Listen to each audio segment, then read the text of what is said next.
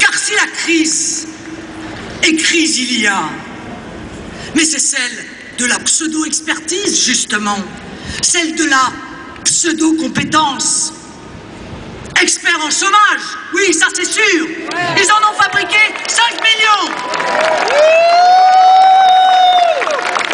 Experts en diminution du pouvoir d'achat, puisque catégorie sociale après catégorie sociale, agriculteurs, pêcheurs, ouvriers, petits fonctionnaires, toutes sont touchées. Experts en dette publique, 1700 milliards d'euros. Experts en déficit, 150 milliards par an. Experts en voyoucratie qui prospère.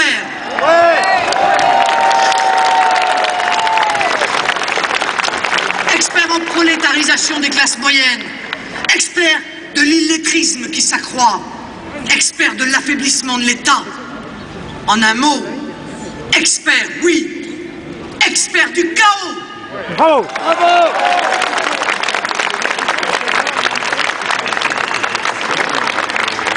Alors, vous les voyez, page après page, émission après émission, pseudo-débat après pseudo-débat, rassurés d'avoir étouffé la discussion, les experts peuvent alors se payer le luxe de nous chanter l'air de la liberté. Mais n'est pas Verdi et Nabucco qui veut. Leur hymne à la liberté, c'est l'absoute chanté dans les cimetières de leurs promesses non tenues, de leurs mensonges et de nos espérances déçues. Et ils multiplient les cocoricots, comme ces coqs déplumés, grattant le fumier et qui croient qu'ils font lever le soleil.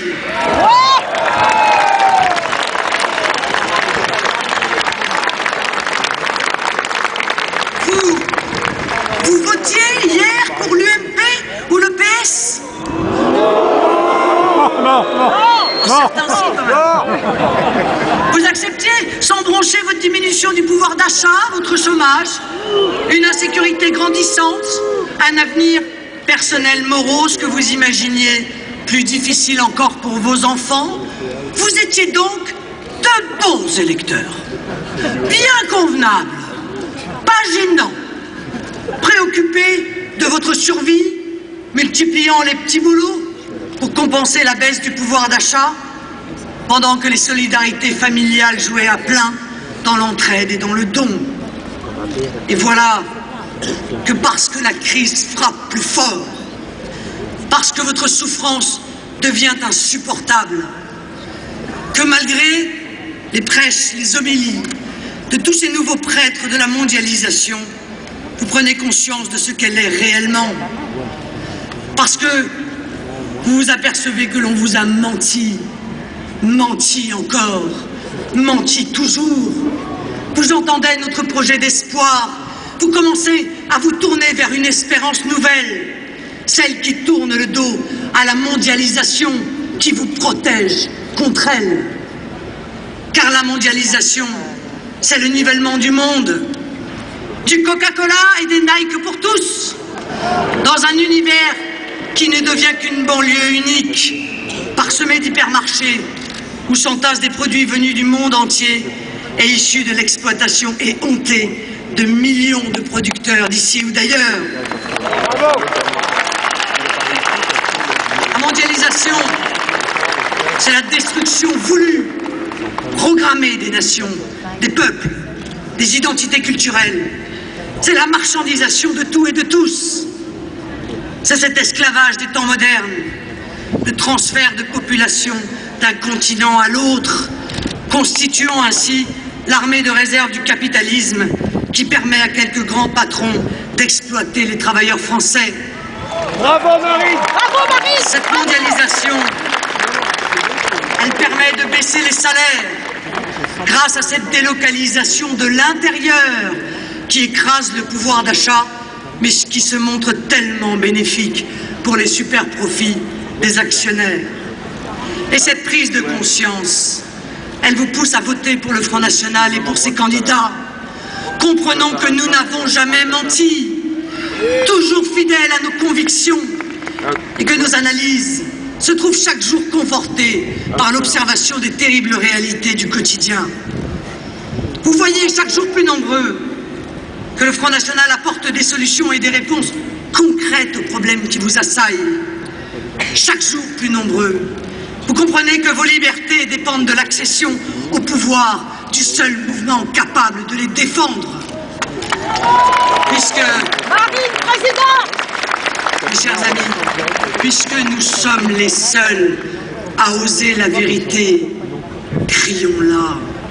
Où est la liberté syndicale quand les travailleurs syndiqués sont pourchassés et exclus parce qu'ils pensent différemment, parce qu'ils pensent simplement? Quand les dirigeants syndicaux trahissent les travailleurs en négociant derrière leur dos avec le pouvoir politique ou économique? Quand la corruption règne et que lui-même étouffe les revendications à coups de valises de billets? Que les grands syndicats n'ont même pas à rendre compte et qu'il n'existe aucun contrôle sur leurs finances, pourtant sorties de la poche des contribuables? Alors oui, nous rétablirons la liberté syndicale, la vraie. Bravo! Nous exigerons que le financement des syndicats fasse l'objet d'un contrôle, comme le financement des partis politiques, que soit mis fin à l'opacité en la matière. Nous contribuerons à faire émerger un syndicalisme enfin représentatif. Partout, nous permettrons la création de syndicats véritablement libres, qu'alors rejoindront les salariés, les fonctionnaires, les employés, les ouvriers, les agriculteurs, qui par millions viennent à nous. Bravo, Marine!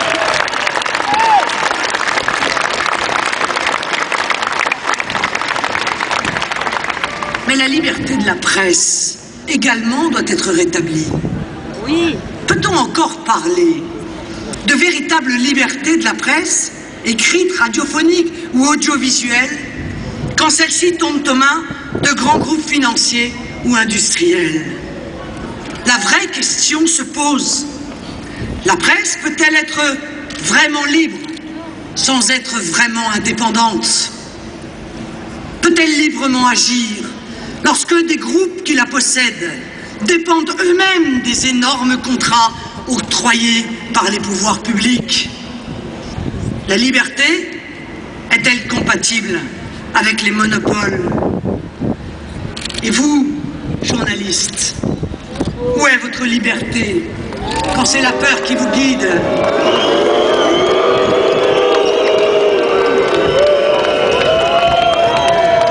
Tyrannie de la pensée unique, et je m'adresse à vous avec beaucoup de sincérité, quand la tyrannie de la pensée unique est telle que vous finissez par tourner cette fois votre langue dans votre bouche ou vos plumes dans l'encrier, de peur d'être accusé de dire, comme Marine Le Pen, que le mois d'août est en été, que Paris est la capitale de la France, de monstruosité sûrement. Où est votre liberté d'informer quand le totalitarisme de la pensée vous pousse à vous dénoncer les uns les autres, à faire des listes de déviants, comme l'a fait encore récemment le Nouvel Observateur, accusant d'hérésie telle ou telle, dont l'analyse ou le papier est taxé de complaisance quand il n'est souvent que descriptif ou objectif? Quelle est votre liberté? Vous qui osez vous soulever contre ce nouveau macartisme, en tremblant d'être après Elisabeth Lévy, Robert Ménard, Éric Zemmour, Philippe Cohen, Natacha Polony, Frédéric Taddy, Luc Ferry, Emmanuel Todd ou Yvan Rioufol, le prochain sur la liste, victime des petites torquemadas des temps modernes, qui sont pourtant vos confrères. Or, la liberté de la presse est fondamentale, car elle participe pleinement de la démocratie. Avoir la liberté de glisser un bulletin dans l'urne, c'est bien. Mais encore faut-il savoir pour qui et pourquoi, et d'en être informé de la manière la plus objective possible.